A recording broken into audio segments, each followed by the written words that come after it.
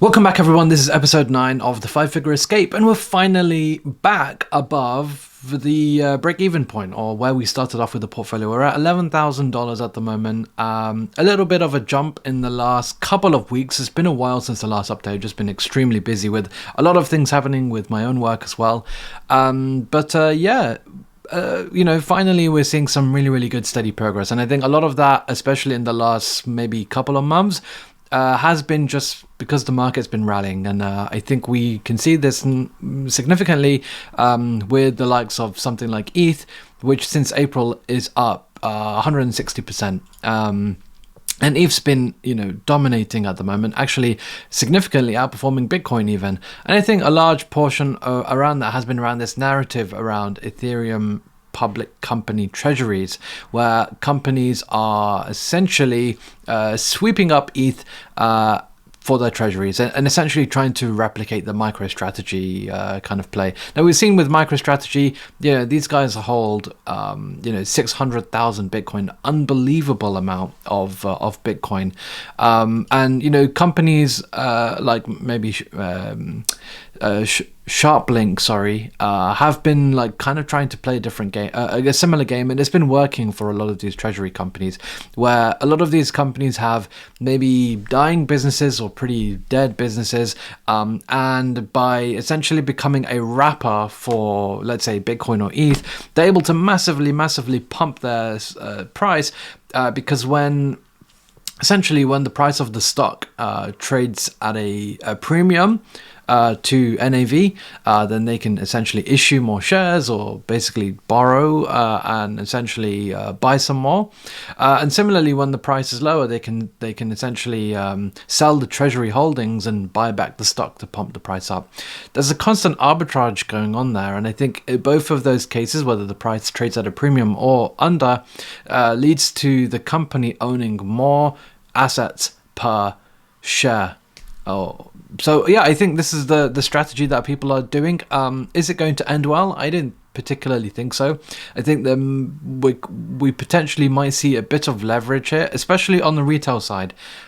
Sure, these companies can probably unwind their holdings, but I think if the market does turn the other way around, I think people who are levered up on these different instruments, including the likes of MicroStrategy and some of these other companies, We'll see what happens. Either way, I don't necessarily think it's going to end well. I think there's going to be a lot of potential for selling there. With ETH also pumping up massively, I think we're maybe seeing a bit of balancing out now. I think so. ETH peaked out at 3,900 on Monday, the 21st of July, and as of recording, we're on the 25th, and we're kind of seeing the beginnings of maybe a bit of consolidation now. One thing that I noticed was the validator queue. This is essentially people who stake their Ethereum. Usually when you unstake, it's fairly quick and straightforward, as you can see down here. But maybe here we go. The wait time. Usually it's very quick. You can basically exit within a day or so. But if there is a mass amount of unstaking all in one go, then this does lead to delays and the validator queue time increasing, which is currently at a 12-day wait. So yeah, you have to wait 12 days if you want to unstake your ETH, and this is interesting, and so just something to pay attention to. Most of the time it doesn't really cause any issues, but I do think it's just something that I do think is probably just worth paying attention to. So yeah, ETH has been the main performer by a long run.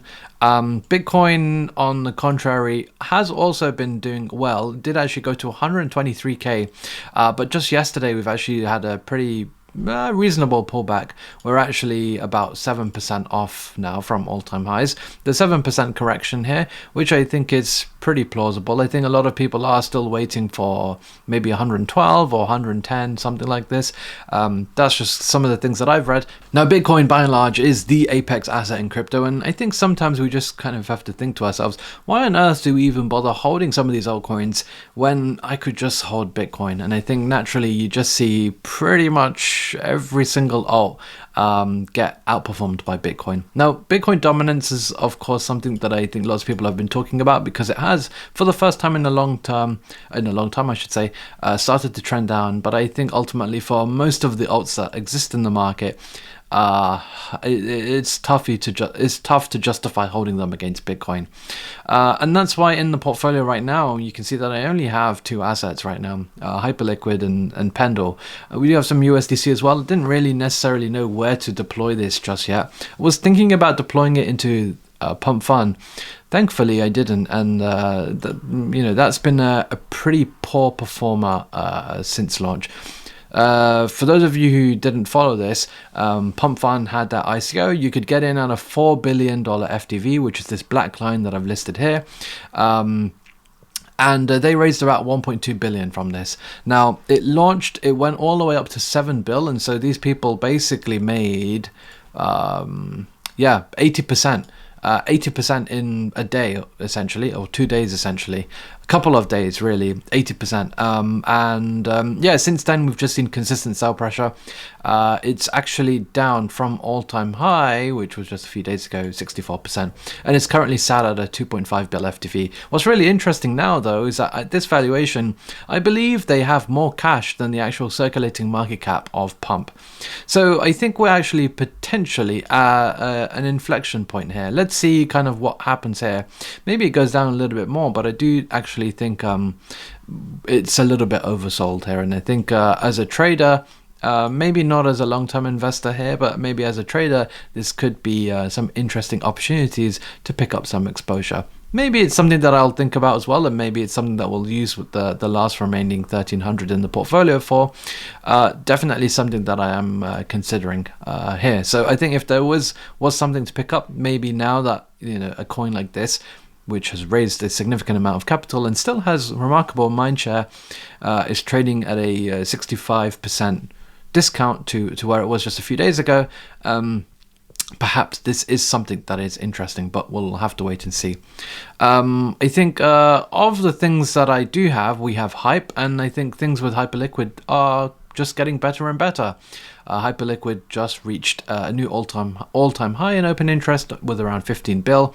The core right system as well was just activated. Well, it was on mainnet for a couple of weeks, and this is really, really interesting because it allows applications on HyperEVM to interact directly with the order book. And this creates lots of really interesting strategies, whether it's dynamic hedging or whether it's kind of interacting directly with the spot order book, the perps order book.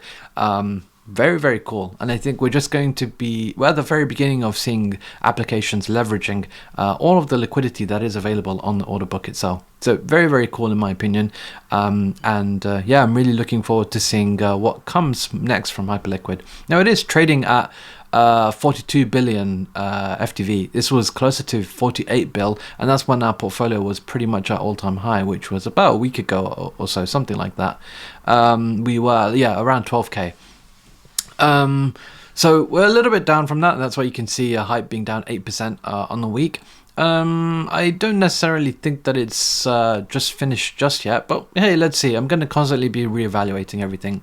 I think fundamentally everything looks so strong for Hyperliquid, and I think they're doing pretty well. Look at that. The total fees of 6 million in 24 hours.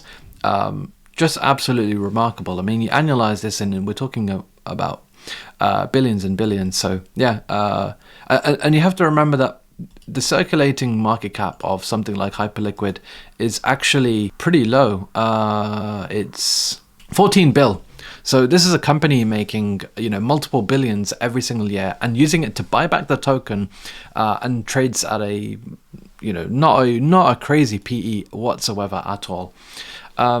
I guess the other thing that's interesting in the market right now is stablecoins. I think we're seeing the likes of, let's say, Athena, which had some news that just came out yesterday as well, pumping really, really hard. It's now trading at 8 bill. Athena really demonstrating that it is the third biggest stablecoin as well, with USDE. So yeah, props to them. Absolutely ripping. And similarly, Resolve as well, another stablecoin, ripping this week as well. It's one of the reasons why I actually have Pendle in my portfolio, because I do think that Pendle is an asset that kind of represents the stablecoin narrative. The vast majority of markets on Pendle are stablecoin related. Pendle plays a pretty pivotal role in pretty important role actually in the growth of new stablecoins, and so there's that, plus the narrative around Pendle and their new product Boris, which is why I have it in the portfolio for now. It is maybe a shorter term trade for now, but hey, let's see what happens when Boris comes out. Yeah, I got a bit of cushioning now. We were in the red on this a little bit, but yeah, let's see. So yeah, I don't think there's anything too much else to report right now. The market is actually pretty exciting, so I'll try and do another update sometime soon.